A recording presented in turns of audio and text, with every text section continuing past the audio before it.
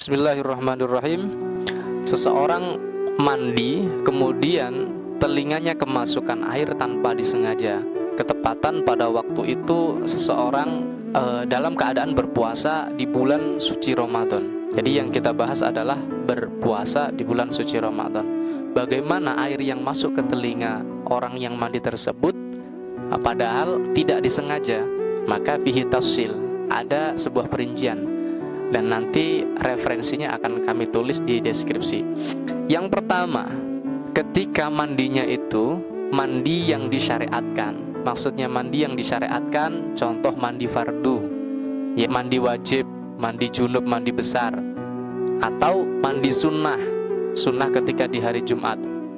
Maka seseorang yang mandi yang disyariatkan seperti mandi wajib maupun mandi sunnah, apabila nanti ketika mandi kemasukan air yang ada di telinganya atau di lubang-lubang yang terbuka lainnya, maka apabila nanti kemasukan itu tidak membatalkan puasanya, dengan catatan mandinya pakai gayung, bukan mandi dengan cara berendam.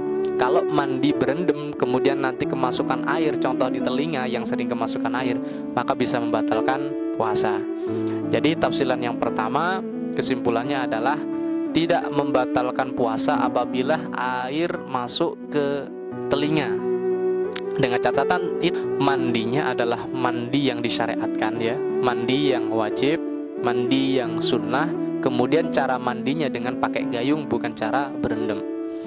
Penafsilan yang kedua, ketika mandinya itu mandi yang bukan disyariatkan, seperti halnya badan ini kotor, kemudian saya pingin mandi, atau badan ini pas gerah, saya pingin mandi. Nah, ini mandi yang bukan disyariatkan.